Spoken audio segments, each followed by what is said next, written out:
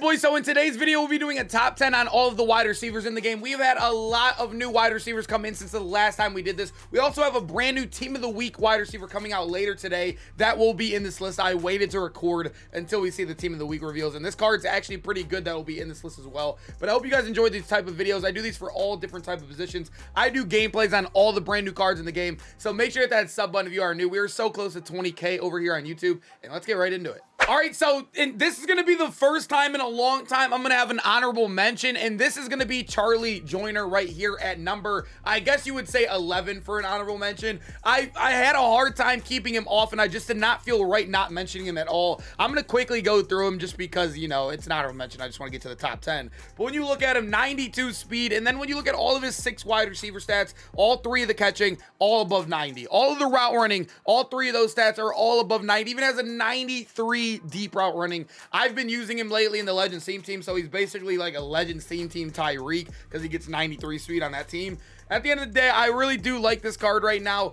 It's just a lot of these the wide receiver position is so stacked. It really is. At number 10, we do have Brandon Marshall here, and Brandon Marshall is an absolute giant. We all know that in the game. He is a card that I have been seeing a lot out there. The only reason why I would have a card like this lower is because there are a lot of tall wide receivers in the game, a lot of them, and he just so happens to be the slowest one. I know Herman Moore is one that almost made the list as well, because Herman Moore he's pretty good, but he does have a lot of those 80 stats compared to a guy like Brandon Marshall. Brandon Marshall is very good. It's just like I said, if you're gonna look for the tall wide receivers, we have plenty of them. I think there's 4 or 5 wide receivers that are 6'3" above that are above him on this list because they're just simply better cards than him. But at the end of the day, he's a solid card. He's a big card, 6'5", 230. He has really good deep and medium route running. The catching traffic's nice. He surprisingly does not have above 90 spec catch as well, but Brandon Marshall, always a solid card. It's just crazy because they released him like kind of later than a lot of the tall guys, and he got slower speed and a little bit worse stats than the other guys. It was kind of weird. So at number 9, we do have Stefan Diggs, and although we are tanking a little bit of a height right there at 5 inches right down the drain, you are getting a +1 speed. And the thing I like about Stefan Diggs, he does get that slot apprentice. I don't know if it'll show right here. It's not going to show right here, but he gets slot apprentice for 1 AP, which is a big deal. I know a lot of you guys out there use slot apprentice. I know I've been starting to use it. 1 AP guys are not easy to find, and that's why I think Diggs is a very valuable piece on the team. He can make a lot of plays for you just from switching your routes up to a corner route, a crosser, whatever you want to do. And then when you look at his stats across this board, just like our guy Joyner, he is going to get 90+ in every single stat, in every single one you need. Stefan Diggs is a very good card in this game. I had a lot of success using him throughout the gameplay as well when he first came out. All right, boys, so at our number 8 position, we do have Roddy White, and he is a brand new card. He is not technically out yet. That's why I'm showing you the graph. He is coming out today at 4. I'm probably going to be posting this video early in the morning. So for any of you guys wondering, this card does get 1 AP short in Elite, which is very, very valuable. I would say the best card in the game that has 1 AP short in Elite right now, wide receiver, is probably Hines Ward, who is 6 foot and only 90 speed. So Roddy White, obviously being 91 speed, he is 6 foot as well. But you will have all 6 of your stats are the short earning is an 89, but 5 of the 6 stats will be above 90 as well, which is absolutely amazing. The physical archetype normally would suck, but like I said, they gave him 1 AP short in Elite, so the ability you're looking for anyways is already discounted on him. Roddy White right now is an absolute animal. I'm telling you guys, he's going to be on a lot of teams. He actually might be more valuable, and a lot of you guys might rank him a lot higher on your top 10 just because of that 1 AP short in Elite, which is a very valuable discount. But number 7, we do have Jamar Chase, and this is a brand new, I would say it came out last week, right? Was it last week? I think it was last week. Jamar Chase was a good card. I used him right there on stream. That was one of the gameplays I recorded on stream, and he was probably about as silky smooth I've ever recorded a gameplay. It was just, he made it look so easy. He's our first 92 speed guy on the list, unless you're counting our honorable mention Joyner right there. But he is 6 foot as well. Really good stats too. The catch and traffic's only an 87, which I feel like with 92 speed and that great route running, you're going to be fine anyways. You're not going to be running into a lot of catching traffic situations, and especially with a 6 foot on the dot guy, you're not going to be chucking up high balls every single play with him. But Jamar Chase is one that is definitely a really good card in the game. I forget what his discounted abilities are, but I would put him right here no matter what. I'm pretty sure his discounted abilities aren't anything crazy. That's why I'm not really pushing him too high or too low with his abilities. That's why I think Jamar is perfectly right here at our number 7. At number 6, we do have DK Metcalf, and DK Metcalf is one that you guys know to always be an animal in Madden. See, the difference is with him and Brandon Marshall, you guys can see DK has all 3 of his route running above 90 right there. He only has one stat that's below 90, and that's that catch in traffic. His spec catch at 92 is even insane, and he is 6'3", 235, so he has a lot of weight on him, and he's also a +1 speed to compare it to another big guy like Brandon Marshall we've shown you earlier. That's why I like this DK a lot in the game. He is one of the best card arts, I would say, in the game as well. The Super Saiyan stuff in the back, you guys know that's always fire. But DK, I like this card. He's definitely a beast. One of my first LTD pulls of the year. He 100% had to be high up on this list. At number 5, we have the Team Diamond Jacoby Jones, and very similar to DK. Very, very similar. He is 6'3". He is smaller after the catch, so you'll see 192 to comparative to DK's 235, but he is 91 speed. He has really, really good stats too. All 91 plus in the route running. He has 92 medium and 92 deep. He has really good spec catch too at 93, and just like DK, he has that 89 catch in traffic, so right under that 90. But he has actually really good stats after the catch as well. You guys know he was kind of a really good kick returner in real life, so 92 change of directions, nuts. He has a really good juke move at 92 as well.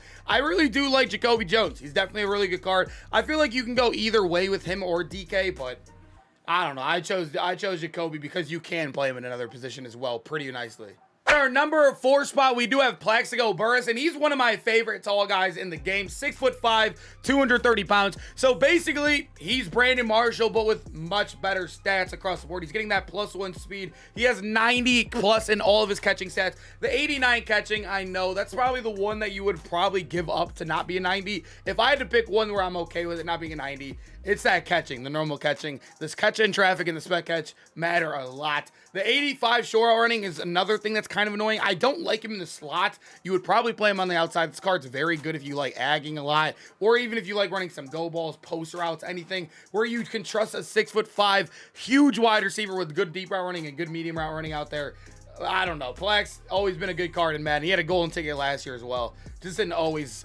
He's just always good. Simple as that. So at number 3, we do have the fastest card in the game. Not the fastest wide receiver. The fastest card. There's no other card in the game right now at 93 speed on the dot.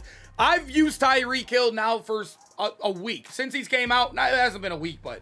I've used him every single day since he's been out, and he has been insane. Obviously, we always question somebody being small, if they won't catch on the sideline, if they're going to get agged. Tyreek Hill breaks away from man coverage like no one else I've seen yet this year. He has 90 plus in all of his route running right there. 93 deep as well. So post routes, deep corners, he's going to absolutely fry man coverage. He has really solid spec catch as well. Obviously, you're not going to really, and then he has low catch. You're not going to really be throwing double team coverage balls with Tyreek Hill, obviously. You're going to have him on designed routes where you think it's your best route on your play, and he can get open. He's also amazing after the catch because he is simply faster than everybody, unless they're in a theme team, of course.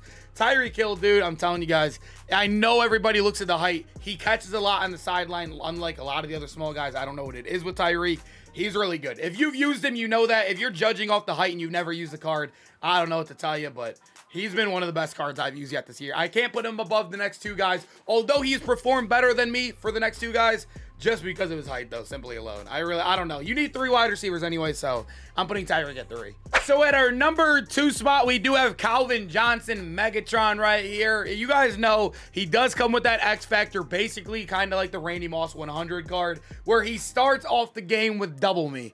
It is a nasty, nasty thing. I think it is 3 AP. It's like disgustingly expensive AP. I don't think it's worth it unless maybe you're struggling on offense and you want to just get a free play every drive, and then you can go play some good defense. You could do that, but I don't like spending 3 AP on it. But otherwise, when you're just looking at the card by himself, he is amazing. 6'5", 236. Almost, he's 10 pounds away from being able to air truck. He was 94 deep route running, 91 medium route running. His spec catch is amazing. So you'll notice on this card, they actually kind of cheated him on a lot of stats. Like the short route running's kind of mid. He has really low catch in traffic and catching for a guy like Calvin. But at the end of the day, he is one where I felt like how big he is, the speed, the X factors he gets, the cheap abilities he gets as well, the deep out elite for 1 AP on top of him being tall and huge. Megatron had to be up here, man. He was without a doubt a top 3 wide receiver in this game. No question. And at our number 1 spot, we do have Harold Carmichael. I think you guys all knew this was coming. I look at Harold Carmichael, although he is a little clunky, I don't like motioning him a lot. I don't like him running a lot of, like, you know, little dink and dunk plays. He is an absolute bailout. I have played against people where you've been able to lock him down every single play. Then they'll give you the random throw it right at Harold Carmichael between 2 people, and boom, somehow he's going for 70 yards. It actually happened in yesterday's YouTube video, so that's why I kind of have a fresh mind of that. Harold Carmichael, I'm telling you guys, I look at cards, if they are a bailout and they take 0 skill to use, that means they're a good card. If you have to take like Tyreek Hill, you have to kind of get him open. You have to drop some good plays to get him open. If you're just running, you know, some bland routes, Tyreek might not look as good as a Carmichael because you can't just chuck it up to him.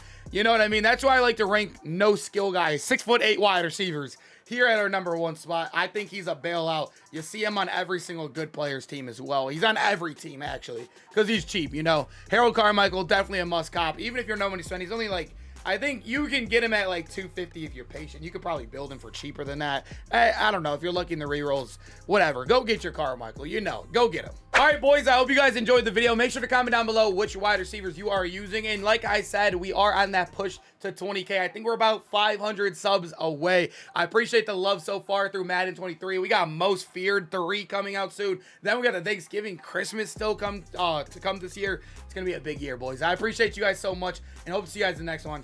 Peace out, boys.